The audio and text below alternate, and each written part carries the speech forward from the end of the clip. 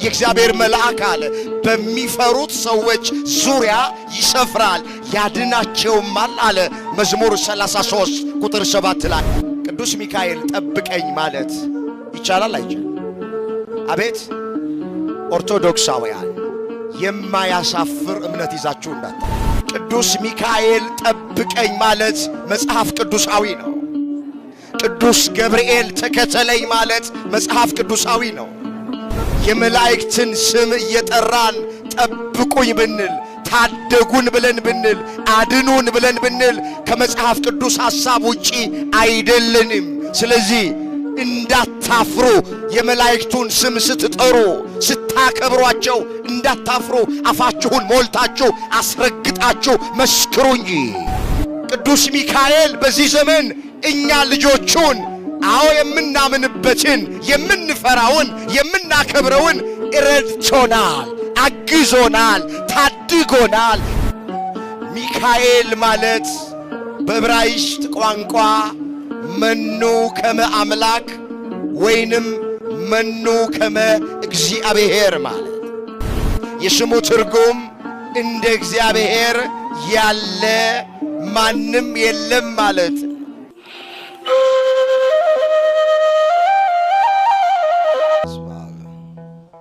ወወልድ ወመንፈስ ቅዱስ አሐዱ አምላክ አሜን።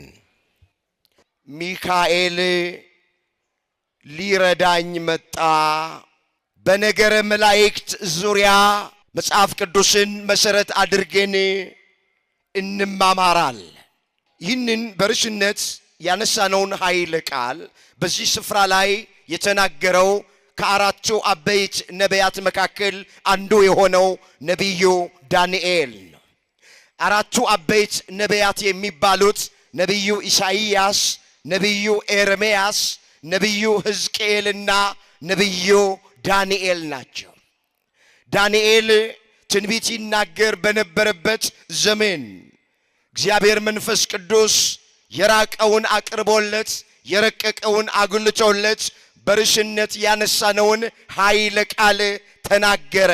ሚካኤል ሊረዳኝ መጣ አለ።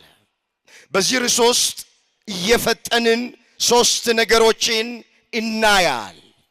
አስቀድመን ቅዱስ ሚካኤል ማን ነው የሚለውን እንመለከተዋል።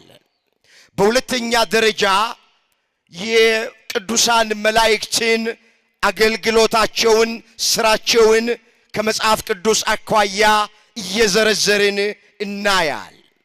በመጨረሻ ዛሬ ቅዱስ ሚካኤል ምን ያደረገበት ነው የሚለውን ተመልክተን ከዚህ ታሪክ አሁን እኛ ምን እንማራለን የሚለውን አይተን ለዛሬ ትምህርታችንን እንቋጨዋል። እስኪ ቅዱስ ሚካኤል ማን ነው ከሚለው እንነሳ። ብዙ ጊዜ እንደሚተረክልን አባቶቻችን መምህራን እንደሚያስተምሩን ሚካኤል ማለት በዕብራይስጥ ቋንቋ መኑ ከመ አምላክ ወይንም መኑ ከመ እግዚአብሔር ማለት የስሙ ትርጉም እንደ እግዚአብሔር ያለ ማንም የለም ማለት ነው። ወገኖቼ ሚካኤል ስንል እንደ እግዚአብሔር ያለ ማንም የለም ማለታችን ነው። በኦሪት ዘዳግም ምዕራፍ 33 ቁጥር 26 ላይ ሊቀ ነቢያት ሙሴ ለሕዝበ እስራኤል እንደ እግዚአብሔር ያለ ማንም የለም ብሏቸዋል። አዎ እንደ እግዚአብሔር ያለ ማንም የለም። እንደ እግዚአብሔር ያለ ፍቅር ማንም የለም። እንደ እግዚአብሔር ያለ እውነተኛ ማንም የለም። እንደ እግዚአብሔር ያለ መሐሪና ይቅርባይ ማንም የለም። እንደ እግዚአብሔር ያለ ፍጥረቱን የሚወድ ማንም የለም። እንደ እግዚአብሔር ያለ ለጋስ ማንም የለም። እንደ እግዚአብሔር ያለ የአናብስቱን አፍ የሚዘጋ ተራራውን ደልዳላ ሜዳ የሚያደርግ ባህር ከፍሎ በደረቅ የሚያሻግር እንደ አምላካችን እንደ እግዚአብሔር ያለ ማንም የለም። ሚካኤል ስንል እንደ እግዚአብሔር ያለ ማንም የለም ማለታችን ነው። ክብር ይግባው ቅዱስ ሚካኤል። ይሄን መጥራታችን ነው። ቅዱስ ሚካኤል ከሰባቱ ሊቃነ መላእክት መካከል አንዱ ነው። ባጭሩ ቅዱስ ሚካኤል ማን ነው ስንል አሁን ከላይ እንደተረከነው ነው። በመጽሐፍ ቅዱስ ላይ የቅዱሳን መላእክት ስራቸው ወይም አገልግሎታቸው ምንድነው?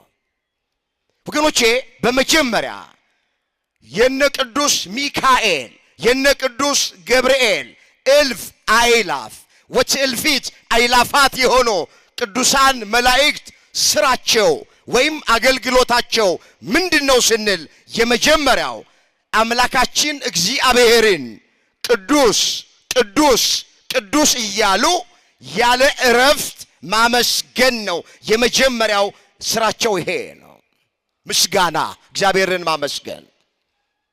ነቢዩ ኢሳይያስ በትንቢተ ኢሳይያስ ምዕራፍ 6 ቁጥር 1 ላይ እንዲህ ይላል። ንጉሡ ኦዚያን በሞተበት ዓመት እግዚአብሔርን ከፍ ባለ ዙፋን ላይ ተቀምጦ አየሁት።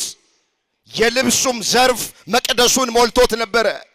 ሱራፌልም እርስ በርሳቸው እየተቀባበሉ ድምፃቸውን ከፍ አድርገው አዎ ቅዱስ ቅዱስ ቅዱስ እያሉ ያመሰግኑ ነበረ። በሁለት ክንፋቸው ፊታቸውን ይሸፍኑ ነበረ። በሁለት ክንፋቸው እግራቸውን ይሸፍኑ ነበረ። በሁለት ክንፋቸውም ይበሩ ነበር ይላል።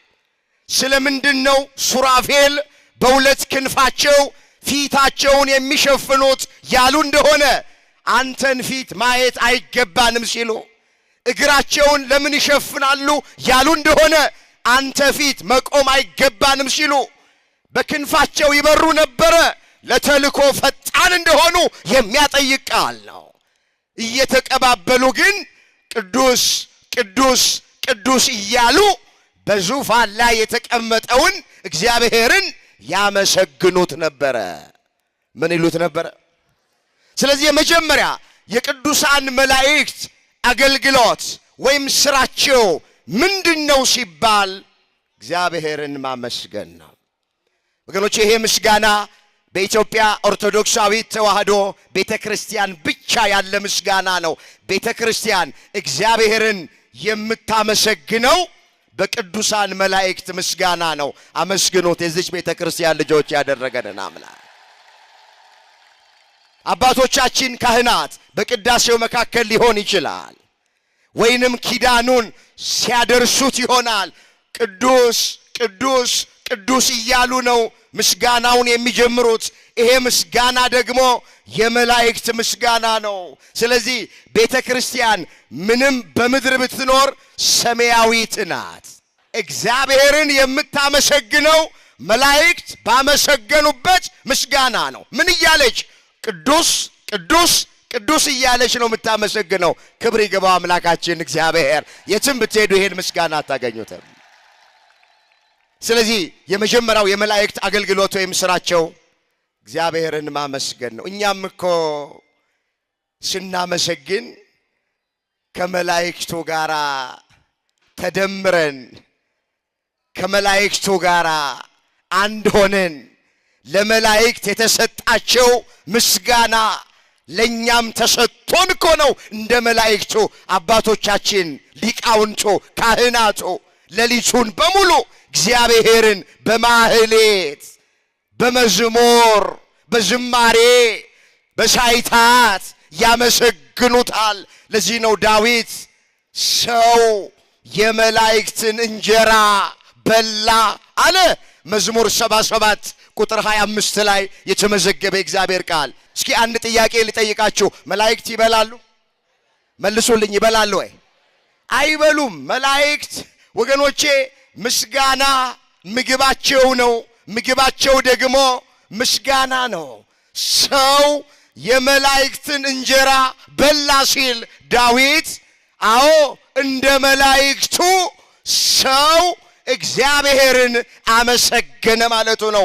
ስናመሰግን እንደ መላእክት ሆነን ነው የምናመሰግነው። እድለኞች ነን። አመስግኑት እግዚአብሔርን። እንደ መላእክት ነው የምናመሰግነው። የኢትዮጵያ ኦርቶዶክሳዊት ተዋሕዶ ቤተክርስቲያን ሊቃውንት ካህናቱ እንደ መላእክቱ ሆነው ሳይደክማቸው 24 ሰዓት በሙሉ እግዚአብሔርን ያመሰግኑታል። ሰው የመላእክትን እንጀራ በላ ማለት ይሄ ነው እንጂ መላእክት የሚበሉት የተለየ ምግብ ወይም እንጀራ የላቸው። ወደ ሁለተኛው እንሂድ ጊዜያችንን ለመጠቀም።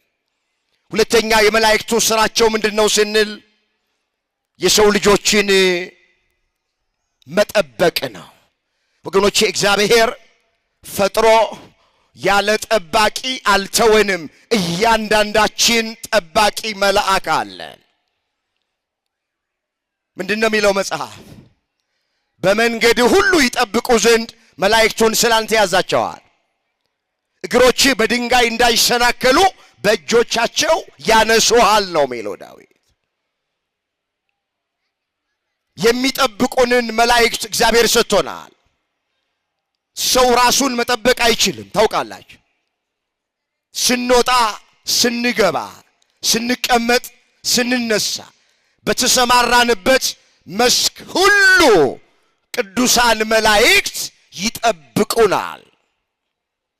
በዚህ በዳዊት መዝሙር በመዝሙር 90 ቁጥር 10 ጀምሮ እንዲህ ተብሎ ተጽፏል።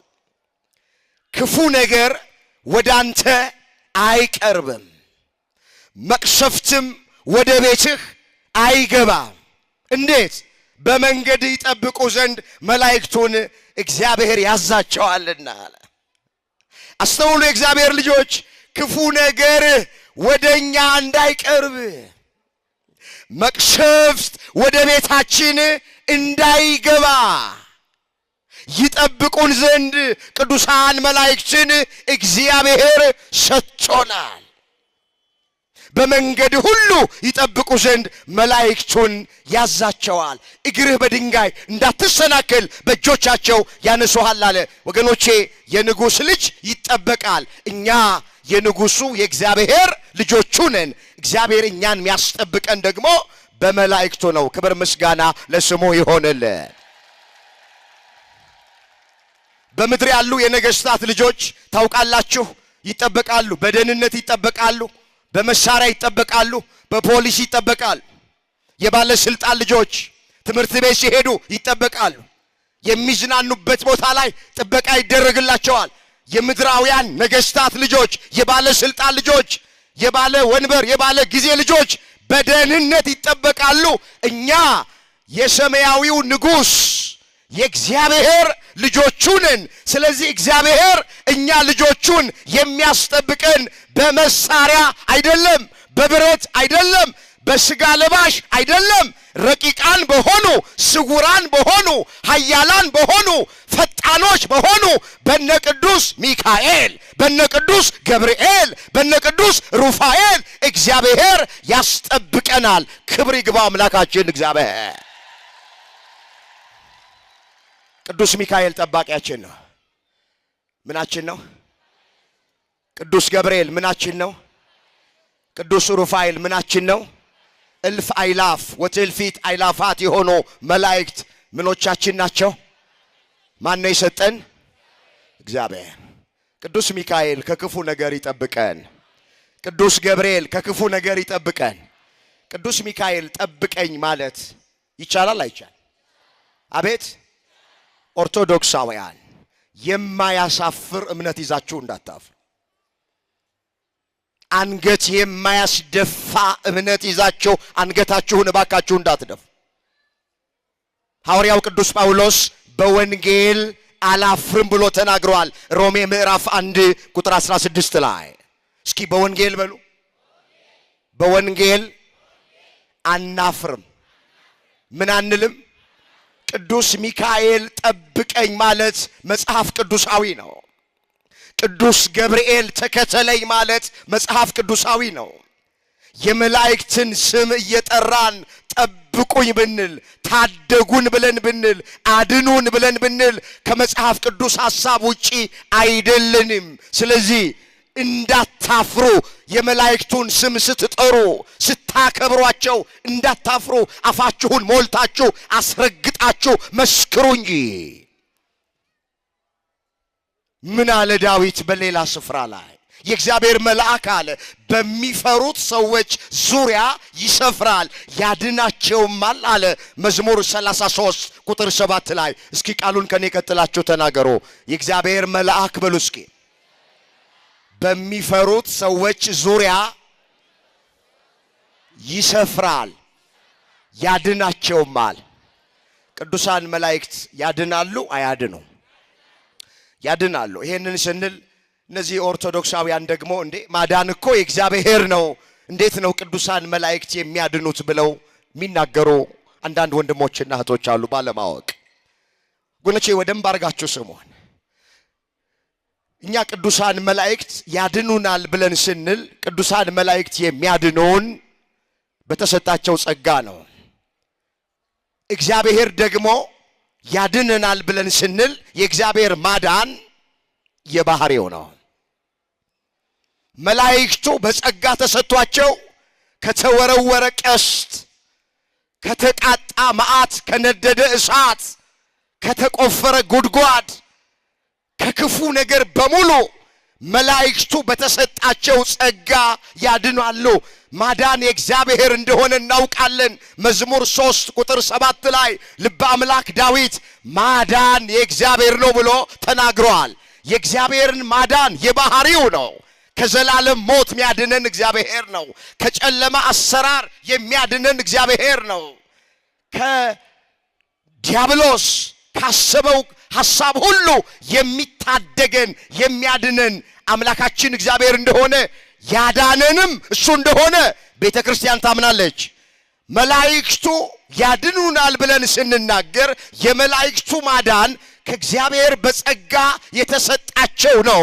ዳዊት እንደተናገረ የእግዚአብሔር መልአክ በሚፈሩት ሰዎች ዙሪያ ይሰፍራል ያድናቸውማል አለ። ቅዱስ ሚካኤል ከክፉ ነገር ሁሉ ያድነን። መጽሐፍ ቅዱስን ስናነብ ወገኖቼ እነ ዳንኤልን ቅዱስ ሚካኤል ከክፉ ነገር አድኗቸዋል። እስራኤልን ቆሞላቸዋል። ወደ አዲስ ኪዳን ስንመጣ ለነ ቅዱስ ጴጥሮስ ቅዱስ ሚካኤል ቆመዋል። በቤተ ክርስቲያን ታሪክ ስንተርክ ለነ አፎሚያ፣ ለነ ድራታዎስ፣ ለነ ቴዎብስታ ለብዙዎቹ ቅዱስ ሚካኤል ቆሞላቸዋል። ከክፉ ነገር፣ ከጠላት አሰራር፣ ከሰይጣን ተንኮል፣ ከነደደ እሳት፣ ከአናብስት አፍ ቅዱስ ሚካኤል ብዙዎቹን አድኗቸዋል። እነሱን ብቻ አይደለም፣ በእኛ ዘመንስ ቅዱስ ሚካኤል ያረዳው ማን አለ? አሁን እኮ የነ አፎሚያን ታሪክ ብቻ መተረክ በቂ አይደለም እኮ። የነ ድራታዎስን ታሪክ ብቻ አይደለም እንተርከው። የነ ቴዎብስታን ታሪክ ብቻ አይደለም እንተርከው። የዳንኤልን ታሪክ ብቻ አንተርክም። የነ ባህራንን ታሪክ ብቻ አንተርክም። ዛሬም ቅዱስ ሚካኤል በዚህ ዘመን እኛ ልጆቹን የምናምንበትን የምንፈራውን የምናከብረውን ረድቶናል፣ አግዞናል፣ ታድጎናል፣ ብዙ ስራ ሰርቶናል። ቅዱስ ሚካኤል ያረዳው ማንም የለም። ልጅ አጥተው የነበሩ በስሙ ተማጽነው በልጅ የተባረኩ አሉ። እንጀራ አጥተው የነበሩ፣ ስራ አጥተው የነበሩ የቅዱስ ሚካኤልን ስም ጠርተው በስሙ ተማጽነው እንጀራ ያገኙ፣ ስራ ያገኙ ሰዎች አሉ። ፍትህ አጥተው የነበሩ፣ የፍርድ ቤት ጉዳይ የነበረባቸው የመልአኩ የቅዱስ ሚካኤልን ስም ጠርተው ፍትህ ያገኙ ሰዎች አሉ። አዝነው የነበሩ ተጽናንተዋል። ተጨንቀው የነበሩ ከጭንቀታቸው ተረጋግተዋል። የሚያለቅሱ የነበሩ የዚህን የዋ መልአክ ስሙን ጠርተው ተማጽነውት ወገኖቼ ሐዘናቸው በደስታ ተለውጧል። የተደረገላችሁ ይሄን መልአክ ከፍ አድርጋችሁ አመስግኑ።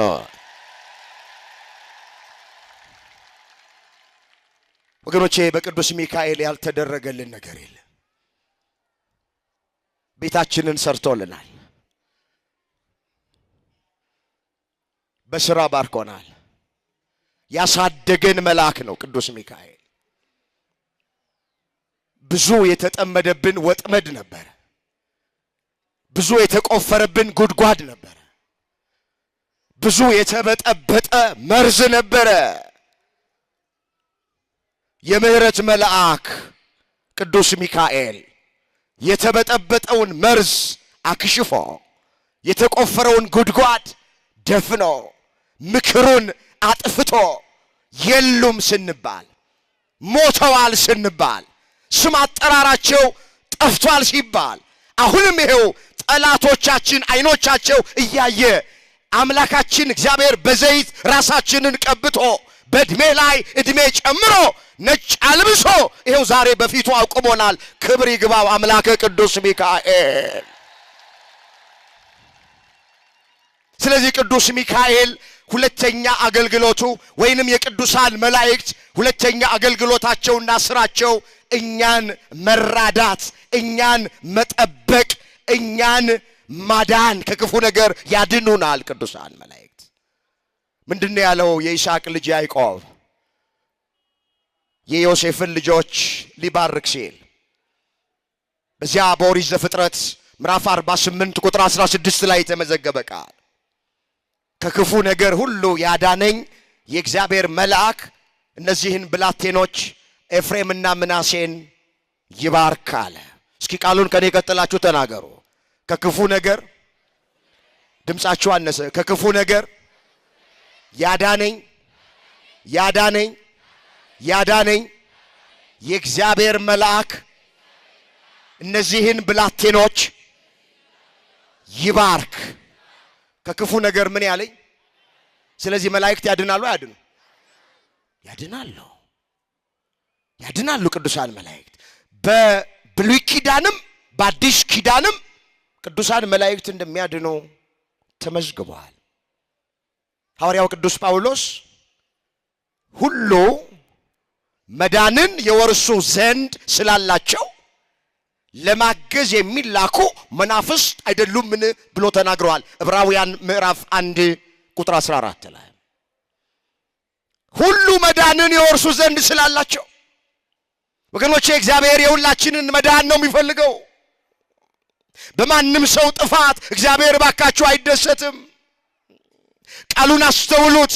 ሁሉ መዳንን የወርሱ ዘንድ ስላላቸው ለማገዝ የሚላኩ መላእክት መናፍስት አይደሉም ምን አለ? ረቂቅነታቸውን ሲያመጣ ነው መናፍስት አይደሉም ምን ያለው። ስለዚህ ቅዱሳን መላእክት ያድኑናል የምንለው የመጽሐፍ ቅዱስ ሐሳብ ስለሆነ ነው። ይጠብቁናል፣ ይታደጉናል፣ ይረዱናል የምንለው ከመጽሐፍ ቅዱስ አግኝተን ነው። ግን በመላእክት ለመጠበቅ መላእክቱን ማክበርና መፍራት ያስፈልጋል። መላእክቱን የማይፈሩ መላእክቱን የማያከብሩ ሰዎች በመላእክት ሊጠበቁ አይችሉም። ለምን? ቅድም ያነበብነው ቃል ምንድነው የሚለው? የእግዚአብሔር መልአክ በሚፈሩት ሰዎች ዙሪያ ይሰፍራል ያድናቸውም አለ። በመላእክት ላይ አፋችንን እያላቀቅን መላእክቱን እየተሳደብን መላእክት ይጠብቁኛል ብሎ ማለት አይቻልም። ሳናከብራቸው ሳንፈራቸው ለመጠበቅ ከነሱ ትድግና ለማግኘት ማዳን ለማግኘት ከነሱ የሚገባቸውን ክብር መስጠት አለብን። ወገኖቼ መላእክት የሚጠብቋቸው እግዚአብሔርን የሚፈሩ ሰውን የሚያፍሩ በሥርዓትና በአገባብ የሚኖሩትን ነው። ከእግዚአብሔር ፈቃድ ውጪ ሆነን ከቃሉ ውጪ ሆነን በዘፈቀደ እየኖርን ቅዱስ ሚካኤል ይጠብቀኛል ማለት አይቻልም። አንድ የቤተ ክርስቲያን ሊቅ ባሲሊዮስ የሚባል አባት ጢስ በቀፎ ውስጥ ያሉ ንቦችን እንደሚያሸሽ ክፉ ሥራ ኃጢአት አብዝቶ የሚያደርግ ሰው ጠባቂ መልአኩን ያርቀዋል ብሎ ተናግረዋል። አሁን ቀፎ አካባቢ ጢስ ብታጤሱ ቀፎ ውስጥ ያሉት ንቦች በሙሉ ይወጣሉ። አንድ ማር መቁረጥ የፈለገ ገበሬ ማሩን ለመቁረጥ ሲፈልግ የሚያደርገው ነገር ጢስ ያጤሳል፣ ውሃ ይረጫል። በቀፎ ውስጥ ያሉት ንቦች ይሸሻሉ። ክፉ ሥራ አብዝቶ የሚሰራ አረመኔ የሆነ ጨካኝ የሆነ ሰው ኃጢአትን ሁሉ ጊዜ እንደ ውሃ የሚጠጣ ሁሉ ጊዜ ከስካር ጋር የተጣበቀ ቤተ መቅደስ የተባለ ሰውነቱን በዝሙት የሚያረክስ አልመለስ ያለ ሰው መላእክት ይጠብቁኛል ብሎ ማለት አይችልም። ወገኖቼ እግዚአብሔርን መፍራት ያስፈልጋል። ከኃጢአት መራቅ ያስፈልጋል። መላእክቱን ማክበር ያስፈልጋል። ጥበቃቸውን ለማግኘት ከፈለግን እንደ እግዚአብሔር ቃል እንደ እግዚአብሔር ሐሳብ መኖር አለብን። እንደ ቃሉ እንድንኖር አምላካችን እግዚአብሔር ሁላችንን በቸርነቱ ይርዳል። ወደ ሶስተኛው እንሄድ። ሶስተኛ የመላእክት አገልግሎት ምንድነው ስንል የሰው ልጆችን ጸሎት ቅድመ እግዚአብሔር ማድረስ፣ የእግዚአብሔርን ቸርነት ደግሞ ወደ ሰው ልጆች ይዞ መምጣት። አሁን ይህን ስንናገር አንዳንድ ከኛ ቤተ እምነት ውጪ ያሉ መናፍቃን አይ መላእክት ከእግዚአብሔር ወደ ሰው እንደሚመጡ በመጽሐፍ ቅዱስ በብዙ ስፍራ ላይ ተመዝግቧል፣ ይህን እናምናለን። ግን ቤትም ስፍራ ይላል ከሰው መላእክት ወደ እግዚአብሔር አይሄዱም፣ ከላይ ወደ ታች ይወርዳሉ እንጂ ከታች ወደ ላይ አይወጡም ብለው ሚከራከሩ ሰዎች አሉ። መጽሐፍ እንዲህ ይላል ማቴዎስ 22 ቁጥር 29 ላይ መጻሕፍትንና የእግዚአብሔርን ኃይል አታውቁምና ትስታላችሁ ይላል። ብዙ ሰው እየሳተ ያለው ከሃይማኖት እየወጣ ያለው ማዕተቡን እየበጠሰ ያለው መጻሕፍትንና የእግዚአብሔርን ኃይል ባለማወቅ ነው። እስኪ መጻሕፍትንና በሉ የእግዚአብሔርን ኃይል አታውቁምና ትስታላችሁ። ምን ትላላችሁ? ይውላችሁ ብዙ ወንድሞቻችንና እህቶቻችን እየሳቱ ያሉት መጻሕፍትንና የእግዚአብሔርን ኃይል ባለማወቅ ባለመረዳት ነው። ለምን መጽሐፍ ሕዝቤ ዕውቀት ከማጣቱ የተነሳ ጠፍቷል ይላል። ትንቢተ ሆሴዕ ምዕራፍ 4 ቁጥር 6 ላይ ሕዝቤ ዕውቀት ከማጣቱ የተነሳ ጠፍቷል። ትናንት የኔና የናንተ ወንድሞችና እህቶች መተው እዚህ የቅዱስ ሚካኤልን በዓል ያከብሩ የነበሩ አንዳንዶች እንዲህ ባለ ጉባኤ ቁጭ ብለው የእግዚአብሔርን ቃል ይሰሙ የነበሩ አንዳንዶች ቅዳሴ ያስቀድሱ የነበሩ ቤተክርስቲያን ይሳለሙ የነበሩ ቆራቤ የነበሩ አንዳንዶቹ የትንቢት መፈጸሚያ ሆነዋል፣ ሃይማኖታቸውን ቀይረዋል።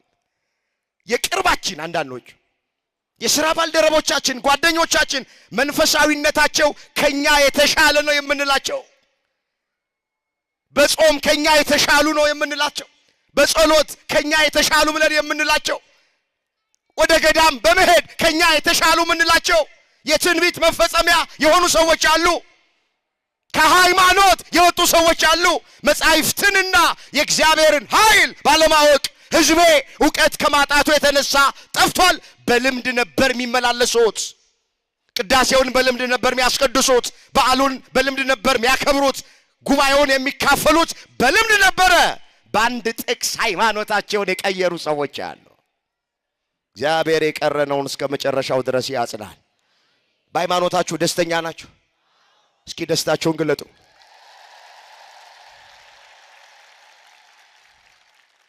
እግዚአብሔር የተዋህዶ ልጆች ስላደረገን ስሙ የተመሰገነ ይሁን። ድገሙና አመስግኑ። እንመለስ። ቅዱሳን መላእክት ከእግዚአብሔር ወደ ሰው ብቻ ሳይሆን ከሰውም ወደ እግዚአብሔር ጸሎትን ልመናን ይዘው ይሄዳሉ። ሶስተኛ ስራቸው ይሄ ነው። ሲጀመር ጸሎት ሁሉ የሚያርገው በቅዱሳን መላእክት። ራዕይ ዮሐንስ ምዕራፍ 8 ቁጥር 4 ላይ የተመዘገበውን ቃል እስኪዩት። የቅዱሳን ሁሉ ጸሎት ይላል ቅዱስ ዮሐንስ ወልደ ነጎድጓድ የዕጣኑም ጢስ ብሎ ይጀምራል። ከቅዱሳን ጸሎት ሁሉ ጋራ ከመላኩ እጅ ወደ እግዚአብሔር ፊት ወጣ ነው የሚል። የቅዱሳን ሁሉ ጸሎት የሚያርገው ወደ እግዚአብሔር ፊት የሚወጣው በቅዱሳን መላእክት እጅ ነው። ቅዱስ ሚካኤል ጸሎትን ያሳርጋል የምንለው ለዚህ ነው። ቅዱስ ገብርኤል ጸሎቴን አሳርግልኝ የምንለው ለዚህ ነው። በእግዚአብሔር ፊት የሚቆሙ ቅዱሳን መላእክት ናቸው። ጸሎትን ያሳርጋሉ፣ ልመናን ያሳርጋሉ፣ በትንቢተ ዘካርያስ ምዕራፍ 1 ቁጥር 12 ላይ እንደተመዘገበ ምንድነው የሚለው? መልአኩ ቅዱስ ሚካኤል መጋቢ ብሉይ ተብሎ የሚጠራ ስለ ሕዝበ እስራኤል በእግዚአብሔር ፊት ቆመ፣ እንዲህም አለ። የእግዚአብሔር መልአክ መልሶ 70 ዓመት የተቆጣቸውን ይሁዳና ኢየሩሳሌምን የማትመራቸው እስከ መቼ ነው ብሎ ልመና አቀረበ፣ ምልጃ አቀረበ። ከሱ ጋር ይነጋገር ለነበረው መልአክ እግዚአብሔር መልሶ እንደዚህ አለ ይላል። እኔ በእስራኤል ላይ ተቆጥቼ ነበረ፣ እኔ በእስራኤል ላይ ቀንቼ ነበረ። መተላለፍን አብዝተው ነበረ፣ ኃጢአትን አብዝተው ነበረ። ነገር ግን አለ አሁን አለ በምህረት ወደ ኢየሩሳሌም ተመልሻለሁ፣ ቤቴ ይሰራባታል አለ። ቅዱስ ሚካኤል ስለ ሕዝበ እስራኤል በእግዚአብሔር ፊት ቆመ፣ ልመና አቀረበ፣ ምልጃ አቀረበ። እግዚአብሔርም የመልአኩ የቅዱስ ሚካኤልን ጸሎቱን፣ ልመናውን፣ ምልጃውን ተቀበለ። ምን አለ? በምህረት ወደ ኢየሩሳሌም ተመልሻለሁ አለ። አምላካችን እግዚአብሔር ስለ ቅዱስ ሚካኤል ሲል ወደ ሀገራችን ወደ ኢትዮጵያ በምህረት ይመለስላት። በምህረት ተመልሻለሁ አለ። ቤቴ ይሰራባታል አለ። ስለ መልአኩ ሲል ከመዓት ወደ ምህረት፣ ከቁጣ ወደ ትዕግስት ዘንበል አለ። ስለዚህ ቅዱሳን መላእክት ሶስተኛ ስራቸው ወይም አገልግሎታቸው የሰው ልጆችን ጸሎት፣ የሰው ልጆችን ልመና፣ ደጅ ጥናት ወደ አምላካችን ወደ እግዚአብሔር ያቀርባሉ፣ ያደርሳሉ። ቅዱስ ሚካኤል ልመናችንን፣ ጸሎታችንን ቅድመ እግዚአብሔር ያድርስልን። ወገኖቼ እኔ ከምተርክላችሁ ታሪክ በላይ ቅድም እንዳየነው በቅዱስ ሚካኤል የተደረገልን ነገር እሱ ምስክር ነው። እውነት ሐሰት? አቤት! ብዙ ጊዜ ምዕራፍና ቁጥር ብቻ አትመልከቱ። ምዕራፍና ቁጥር አይደል። በሕይወታችን በቅዱስ ሚካኤል አማላጅነት በሌሎችም ቅዱሳን መላእክት አማላጅነት የተደረገልን ነገር እሱ ምስክር ነው። እንባችን ታብሷል የመልአኩን ስም ጠርተን። እውነት ሐሰት? መስክሩ። እውነት ሐሰት? እንቆቅልሻችን ተፈቷል፣ ታሪካችን ተቀይሯል። ወገኖቼ ጤናችን ተመልሷል። ስለዚህ እሱ ምስክር ነው። እሱ ነው ምስክሩ። የጎደለብን ነገር የለም። እኛ ኦርቶዶክሳውያን ሚካኤል ሚካኤል ብንል፣ ገብርኤል ገብርኤል ብንል በእነሱ የተደረገልንን ነገር ስለምናውቅ ነው። ወደን አይደለም ሚካኤል ሚካኤል ምንል፣ ወደን አይደለም ገብርኤል ገብርኤል ምንል። አሁን አንዳንድ ሰዎች ይኸው እንግዲህ ኦርቶዶክሳውያን ዛሬ የተሰበሰቡ ሚካኤልን ሊያመልኩ ነው ይሉናል። ግራ ገብቷቸው ግራም ያጋቡናሉ። እግዚአብሔር ልብ ይስጣቸው። የኛ አምላካችን ማን? መስክሩ ኦርቶዶክሳውያን። አምላካችን ማን? ስንት አምላክ ነው ያለን? አቤት! አንድ ነው። አስረግጠን መናገር አለብን። መጽሐፍ እስራኤል ሆይ ስማ፣ አምላካችን እግዚአብሔር አንድ እግዚአብሔር ነው። አንተም አምላክህ እግዚአብሔርን በፍጹም ልብህ፣ በፍጹም ነፍስህ፣ በፍጹም ኃይልህ ውደድ፣ እሱን ብቻ አምልከው፣ ከእርሱም ጋር ተጣበቅ ተብሎ በዘዳግም ምዕራፍ 6 ቁጥር 4 ላይ ተመዝግቧል። እስኪ ቃሉን ከኔ ቀጥላችሁ ተናገሩ። እስራኤል ሆይ ስማ፣ አምላካችን እግዚአብሔር አንድ እግዚአብሔር ነው። አንተም አምላክህ እግዚአብሔርን በፍጹም ልብህ፣ በፍጹም ኃይልህ፣ በፍጹም ነፍስህ ውደድ፣ እሱን ብቻ አምልክ፣ ከሱም ጋራ ተጣበቅ። በቃ እስራኤል ወይ ስማ አለ። ለጊዜው ለእስራኤል ዘሥጋ የተነገረ ቃል ነው። ለፍጻሜው እስራኤል ዘነፍስ ለተባልን የአዲስ ኪዳን ክርስቲያኖች ለሆንን ለኛ የሚነገር ቃል ነው። እስራኤል ወይ ስማ፣ አምላካችን እግዚአብሔር አንድ እግዚአብሔር ነው። ቤተ ክርስቲያን ሁለት እግዚአብሔር የላትም፣ ሶስት እግዚአብሔር የላትም። አንዳንድ ሰዎች ባለማወቅ ኦርቶዶክሳውያን አማልክቶቻቸው ብዙ ናቸው። ቅዱስ ሚካኤልን ያመልካሉ፣ ቅዱስ ገብርኤልን ያመልካሉ፣ ድንግል ማርያምን ያመልካሉ። ከጻድቃን አንዱን እየጠሩ ከሰማዕታት መካከል አንዱን እየጠሩ አርሴማን ያመልካሉ፣ ጊዮርጊስን ያመልካሉ፣ ተክለ ሃይማኖትን ኦርቶዶክሳውያን ያመልካሉ ይሉናል። ለአንዳንዶች እንደሚመስል እኛ ቅዱስ ሚካኤልን አናመልክም፣ ለአንዳንዶች እንደሚመስል እኛ ቅዱስ ገብርኤልን አናመልክም። ብዙ አማልክት የለንም። አምላካችን አንድ ነው፣ ስሙም እግዚአብሔር ነው። ስሙም እግዚአብሔር ነው።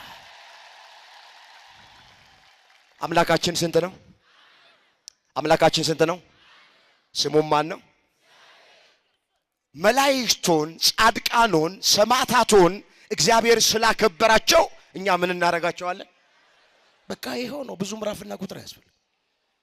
እግዚአብሔር ስላከበራቸው እናከብራቸዋል። ለምን? መጽሐፍ ክብር ለሚገባው ክብርን ስጡ ስለሚል ሮሜ 13 ቁጥር 7 ላይ እግዚአብሔር ስላከበራቸው ነው የምናከብራቸው እንጂ የምናመልከው እኛ አምላካችን እግዚአብሔርን ነው። ሞቶ ሕይወት የሰጠንን፣ እርቃኑን ሆኖ ጸጋውን ያለበሰንን፣ ተቸንክሮ ከችንካር ያላቀቀንን፣ ቆስሎ የፈወሰንን፣ ተዋርዶ ያከበረንን የነገስታት ንጉስ፣ የአማልክት አምላክ፣ የጌቶች ጌታ፣ የኃያላን ኃያል የሆነው ኢየሱስ ክርስቶስ አምላካችን፣ ፈጣሪያችን፣ መድኃኒታችን፣ ሕይወታችን እሱ ነው። እሱ ነው የምናመልከው እኛ። ብዙ አማልክት የላትም ቤተ ክርስቲያኗ። የቤተ ክርስቲያን ትምህርት ጥርት ያለ ትምህርት ነው።